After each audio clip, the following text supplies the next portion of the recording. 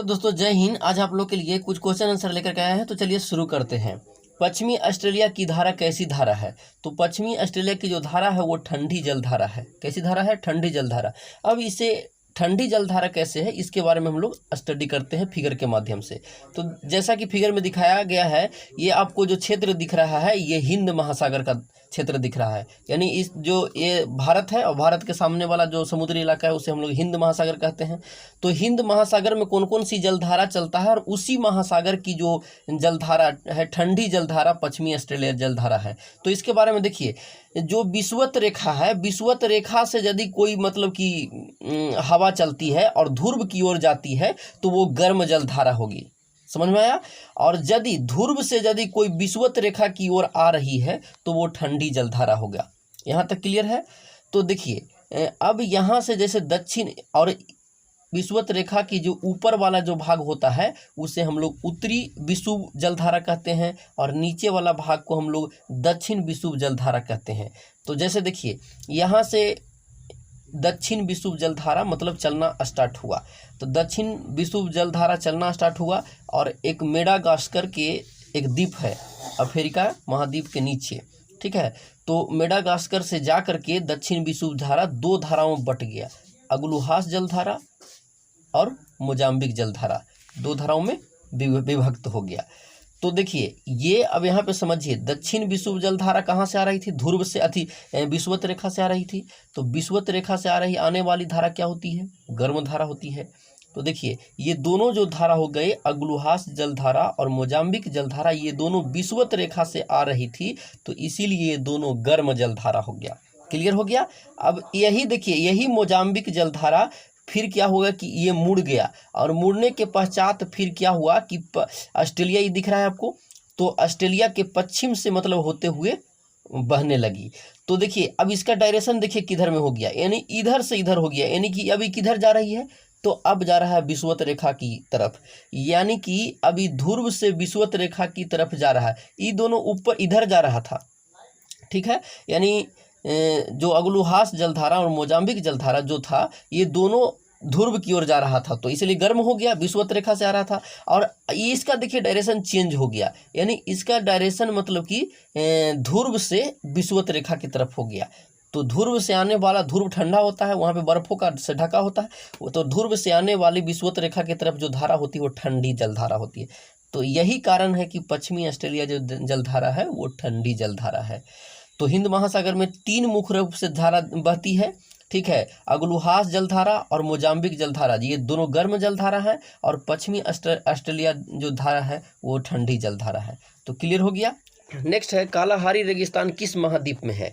तो देखिए, कालाहारी रेगिस्तान अफ्रीका महाद्वीप में है। कहाँ है? अफ्रीका महाद्वीप में कालाहारी रेगिस्तान है। अफ्रीका महाद्वीप में कालाहारी रेगिस्तान है। तो चलिए अब इसे हम लोग फिगर के माध्यम से देख लेते हैं। हारी देखिए अफ्रीका महाद्वीप में है, और सबसे विश्व के सबसे मतलब कि बड़ा जो मरुस्थल है वो सहारा अफ्रीका में ही है। तो ये उत्तरी अफ्रीका में है, और कालाहारी दक्षिणी अफ्रीका में है, ठीक है। ऑस्ट्रेलिया के ग्रेट विक्टोरिया है मरुस्थल के रूप में, और एशिया में जैसे तकला मकान हो गया, गोबी हो गया, गोबी मंगोलिया में स्थित है। तकला मकान मतलब भारत और चीन के आसपास से ही, जैसे रूस के आसपास बनता है, ठीक है। और थार मरुस्थल, तो थार तो पूरी तरह से भारत और पाकिस्तान के बीच में है। तो ये एशिया के मतलब तीन गो मतलब मरुस्थल है, जैसे तकला मकान, गोबी और थार, ये तीन गो एशिया महाद्वीप के मरुस्थल हो गया। साथ ही अफ्रीका के सहारा हो गया, कालाहारी हो गया, और ऑस्ट्रेलिया के ग्रेट विक्टोरिया हो गया, और दक्षिणी अमेरिका के अटकामा मरुस्थल हो गया। तो आप लोग के यहाँ तक क्लियर हो गया होगा, कोई दिक्कत यहाँ तक तो नहीं होना चाहिए। अब हम लोग नेक्स्ट चलते हैं।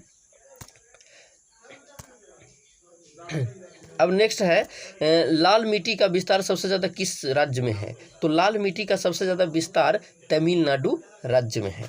तो लाल मिट्टी का सबसे ज़्यादा विस्तार तमिलनाडु राज्य में है। लाल मिट्टी के बारे में हम लोग अध्ययन कर लेते हैं। तो जैसे देखिए कि लाल मिट्टी को आपको फिगर में दिखाया गया है, ठीक है। तो लाल मिट्टी को हम लोग पीली मिट्टी भी कहते हैं। क्या बोलते हैं? लाल पीली मिट्टी के नाम से भी जानते हैं। तो लाल मिट्टी दक्कन के पठार के पूर्व और दक्षिण में पाई जाती है।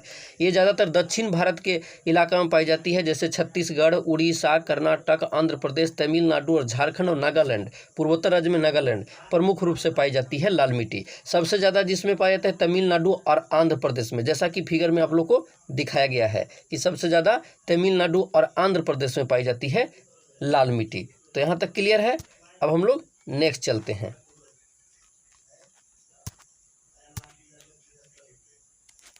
तो दोस्तों उम्मीद करता हूं कि आप लोग को समझ में आया होगा। मिलते हैं अगले वीडियो में। जय हिंद, जय भारत। नेक्स्ट है, विश्व की सबसे लंबी पर्वत श्रृंखला कौन सी है? तो विश्व की सबसे लंबी पर्वत श्रृंखला एंडीज पर्वत श्रृंखला है। तो एंडीज पर्वत श्रृंखला है विश्व की सबसे लंबी पर्वत श्रृंखला। तो इसके बारे में हम लोग फिगर के माध्यम से जान लेते हैं। तो जैसा देखिए फिगर दिखाया गया है, तो इसे हम थोड़ा सा जूम कर लेते हैं ताकि आप लोग को दिखेगा सही ढंग से। तो चलिए देखिए, विश्व के सबसे लंबी जो पर्वत श्रृंखला है वो एंडीज पर्वत श्रृंखला है। देखिए फिगर में ही सबसे लंबा दिखाया गया है। तो सबसे लंबी जो पर्वत श्रृंखला है विश्व की वो एंडीज पर्वत श्रृंखला है। ये दक्षिण अमेरिका में है। कहाँ है? दक्षिण अमेरिका महाद्वीप में है।